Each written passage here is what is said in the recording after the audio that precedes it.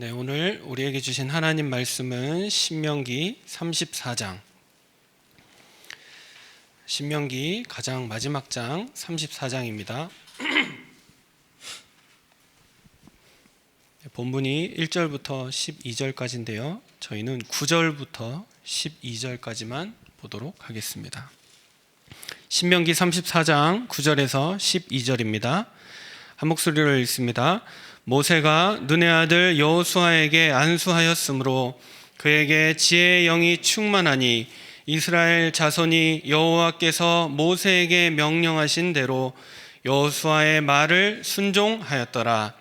그 후에는 이스라엘에 모세와 같은 선지자가 일어나지 못하였나니 모세는 여호와께서 대면하여 아시던 자요 여호와께서 그를 애굽 땅에 보내사 바로와 그의 모든 신하와 그의 온 땅의 모든 이적과 기사와 모든 큰 능력과 위엄을 행하게 하시매 온 이스라엘의 목전에서 그것을 행한 자이더라. 아멘. 성경에 모세가 기록하였음에도 불구하고 모세가 자신이 했다고 기록하지 않았고 여호와께서라고 얘기합니다. 자기가 주체가 되어서 한 일이 아니라 하나님이 다 하셨다라고 하는 것입니다. 그래서 오늘 예배 가운데 우리를 인도하시고 우리를 사용하실 하나님께 나아가며 그 은혜를 누리는 복된 시간 되기를 바랍니다. 네, 오늘 2월 10일 기도첩 청년은 교회 살릴 중요한 모델이라고 합니다. 나는 청년 아닌데 라고 생각하실 수도 있는데요. 세계보건기구죠. WHO에서 80세까지를 청년이라고 불렀다고 합니다. 100년 전에 기준으로 볼 때 환갑이면 나이 진짜 많다 그랬었잖아요. 근데 벌써 지나기도 하셨고 그 나이를 연세를 이제 향해 가시는 분들도 계실 겁니다.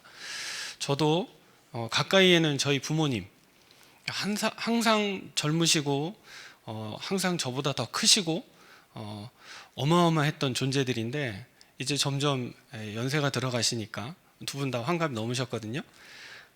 옆에서 뵈면 우리 부모님 나이 들어가시는구나.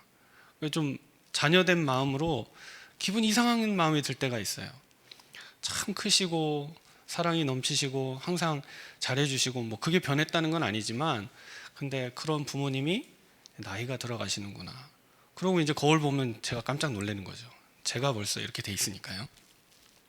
그래서 여기 계신 분들은 아마 그 청년의 기준에 다 들어가시는 분들 같습니다. 80세까지는 청년이고 80세부터는 노년이라고 하더라고요. 그럼 이제 여러분이 청년이시면 저는 어떻게 되겠습니까? 대충 가늠이 되지 않습니까? 네, 저는 소년쯤 되겠죠. 네, 그렇게 생각해 주시면 되겠습니다. 중년 아닙니다. 소년입니다. 그 밑에가 이제 유년이죠. 네. 이처럼 청년이라는 시기는 참 중요한 시기입니다. 여러 가지 해야 되겠지만 더 중요한 교회 살리는 중요한 모델로 또 오늘 본문을 통해서 모세가 하나도 기득권을 취하지 않고 하나님 앞에 부름을 받으면서 모든 것을 그 제자 여호수아에게 전달해주고 가는 시간이었습니다. 자, 전 세계적으로 위기가 오고 하나님의 백성이 불신자의 종 되는 재앙이 왔을 때 항상 시대마다 흑암은 복음 가진 자들을 막고 또 복음이 증거되는 것을 막아왔습니다. 지금도 그런 세상입니다. 하나님의 사람들이 현장을 장악한 것이 아니라 우상 숭배하고 귀신을 섬기는 자들, 특히 뉴에이지 운동을 하고 3단체 운동을 하는 사람들이 현장을 장악하고 있는 이 시대입니다. 그때 하나님은 복음 가진 영적인 비밀을 아는 모세 한 사람을 통해서 세상을 회복한 것입니다.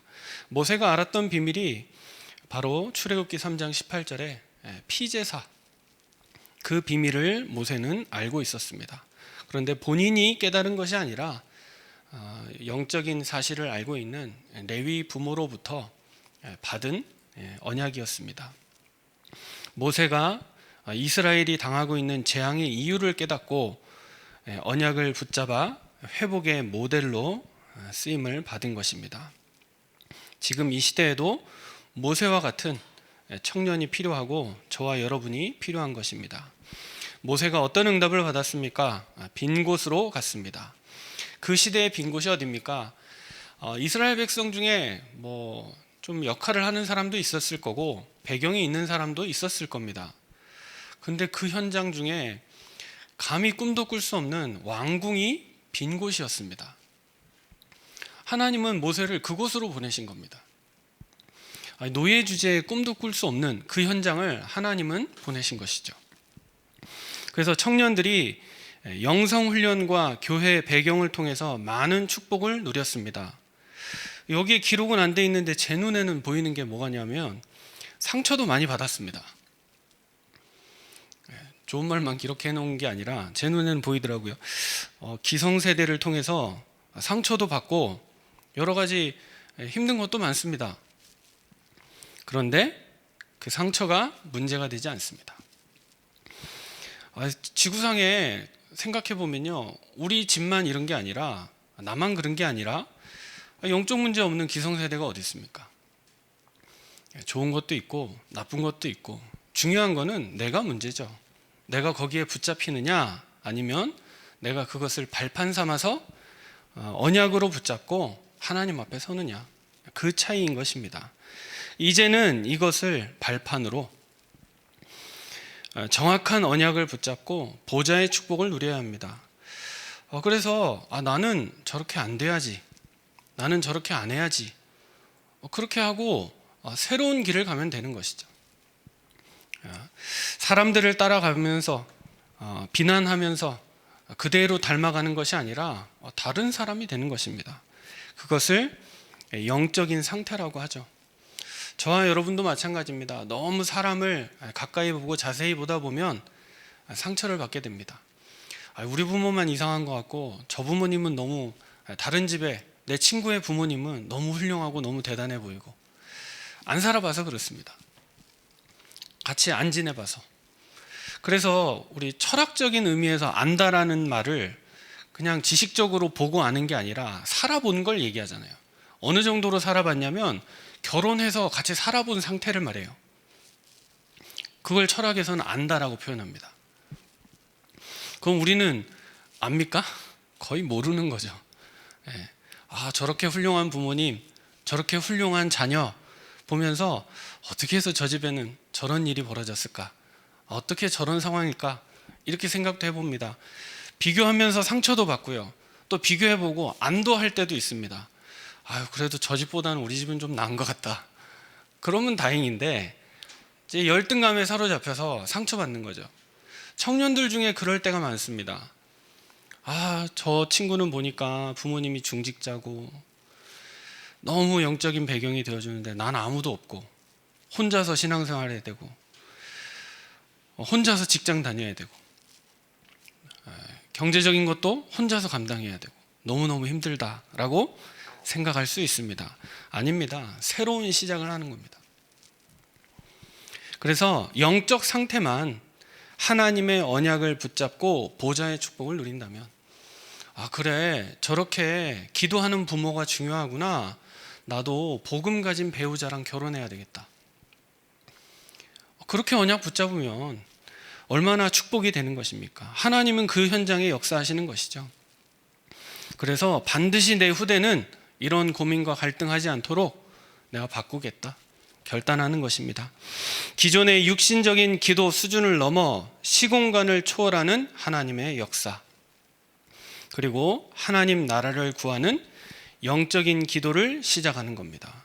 시공간을 초월하는 역사가 무엇입니까? 하나님의 말씀이 시공간을 초월합니다. 모세가 기록했던, 그리스도도 오시기 전에 그 현장에서 기록했던 이 말씀이 지금 우리에게도 교훈이 되고 있습니다. 모세가 붙잡았던 언약과 그 기도, 우리의 기도가 되었습니다. 모세가 붙잡고 기도했던 성전의 축복, 성막이죠. 성막의 축복이 우리가 지금 교회를 놓고 기도하는 축복이 되었습니다. 그리고 전도입니다. 모세와 이스라엘 백성이 가는 곳마다 흑암이 무너졌습니다. 가나안에 우상 숨기던 사람들은 간담이 녹았습니다. 이 언약을 붙잡고 시작하는 것입니다. 청년은 이 힘으로 교회의 빈 곳을 살리는 주역이 되는 것입니다. 저와 여러분이 이 일에 부름을 받았습니다. 그래서 겁내지 마시고 두려워하지 마시고 내가 감당할 수 있는 일, 나에게 맡겨진 일, 그 속에서 하나님의 은혜를 누리며 섬기는 것입니다. 크게는 교회에 많은 조직과 기관이 있을 것이고, 작게는 우리가 섬기는 구역, 지역, 그 현장에서 우리가 모세와 같은 사람으로 하나님의 부름을 받은 지도자로 섬김을 하는 것입니다. 두 번째입니다. 전 세계 237개 나라 살릴 시스템을 준비하는 것입니다. 미디어와 비대면 형식은 복음 전파의 중요한 도구였습니다. 모세는 지도자의 일을 감당하면서도 이 모세 오경을 낱낱이 기록을 다 했습니다. 또 그것이 후대에 남도록 잘 보존이 되어서 지금 우리가 말씀으로 보고 있는 것이죠. 이처럼 길이 남을 중요한 도구가 됩니다. 자, 누군가가 하나님의 말씀을 문서로 남겼기 때문에 우리가 이 복음을 보고 듣게 된 것이죠. 창세기 1장, 2장, 3장의 내용을 모세가 기록했습니다. 그런데 모세가 꿈에서 본 것이 아니라 어머니로부터 전달받은 내용이었습니다. 그 어머니는 그 부모 때로부터 계속 대를 이어서 내려오던 이야기겠죠. 그래서 성경이 기록하잖아요. 출애굽기 2장에 보니까 레위 남자와 레위 여자가 결혼했다고 나오는 겁니다. 이 복음의 비밀과 언약의 중요성을 아는 가정과 가문에서 그 후대가 이것을 정리하게 된 것이죠.